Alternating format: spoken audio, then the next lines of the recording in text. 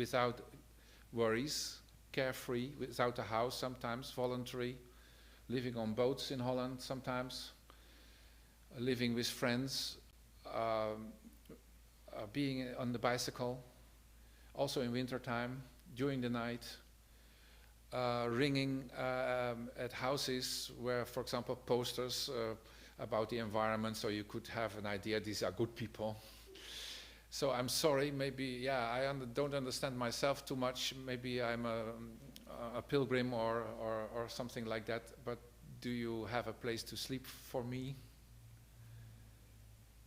And they never refused.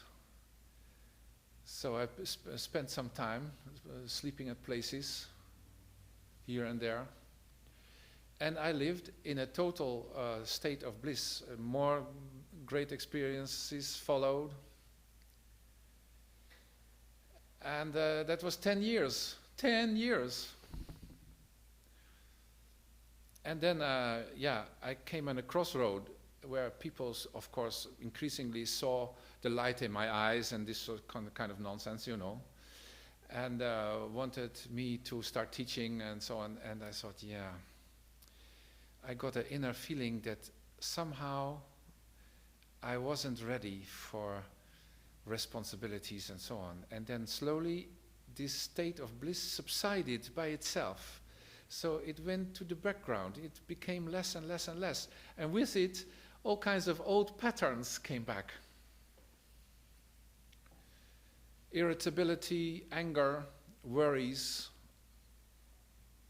Oh my God, I'm not yet perfect.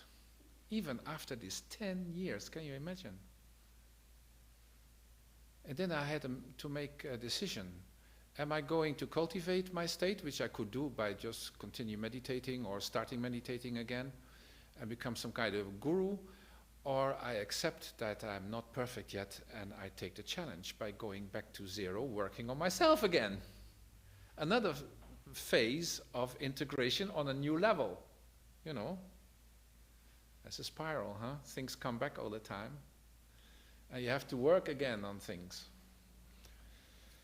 And I had to return to the world. Well, that wasn't easy, because with this state of total openness, my abilities of functioning in the world has disappeared for 10 years. So ambition, calculating, managing money, managing a practice, because that was in fact the only thing I could do in life, being a doctor. So I had to go back to being a doctor.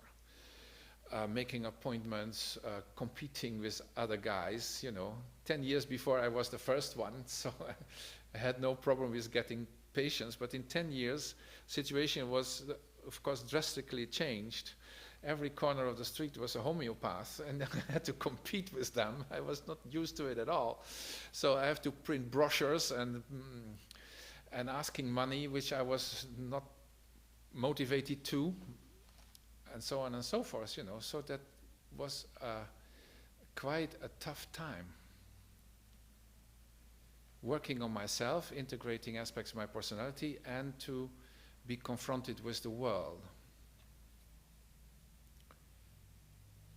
No, that very soon became a disaster. So I had to give up to practice again, and so that's a whole story. But spiritually, I entered this new stage of second integration. And why this second integration is so important, I can tell you. Not only that I had to integrate pieces of what has left of anger and pain and so on and so forth. It was not so violent as in the beginning, but they were there. But a new problem popped up. A new problem. Because I had to function in the world again, and also because the divine subsided slowly, my ego came back. Don't ever believe people or teachers who say, oh, once you get enlightened, your ego has gone for the rest of your life. That is simply a lie. Sooner or later, the ego comes back. Life happens between becoming totally narrow and opening up totally. And in between that is life, just like a flower. In the morning it opens up because of the sunshine, and in the evening it closes again. And a true liberation is that you can accept every state of mind. If you are closed, then you are closed. What is wrong with that?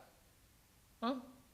You have to also function. Doing your shopping in the supermarket, you have to, you need your mind for that, to the calculating and this and that. You know, there's a function.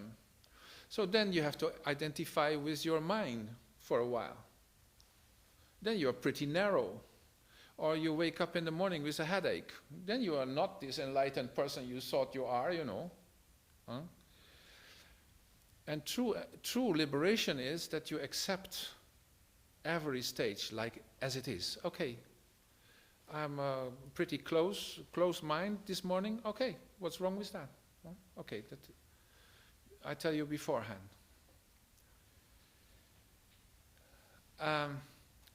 But this ego, this returning ego, suddenly sees there an enlightened person. And you don't have to be enlightened like I experienced it, but if you have experienced any opening up and your ego comes back, I mean, the ego already decorates itself with a new tie or with a new car, you know. Look at me, new tie, huh? A new girlfriend. Look at me. Now the ego can say, look at me, enlightened. Huh? So it is almost unavoidable, I mean in many cases, that the ego tries to identify with your spiritual achievement in order to show off. And in my life that was a terrible, because of my big ego before. I mean, my whole life I've tried to become number one and this and that, you know.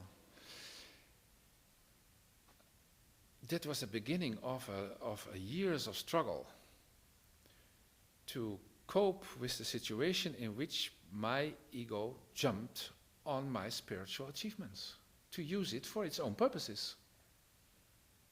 Huh? You understand the problem? But that happened after, that just happened, that didn't happen earlier, that happened at this point. No, that happened at this point. So you think you're quite far, you know, you have 10 years of bliss and this and that, and then you are confronted with this very nasty thing.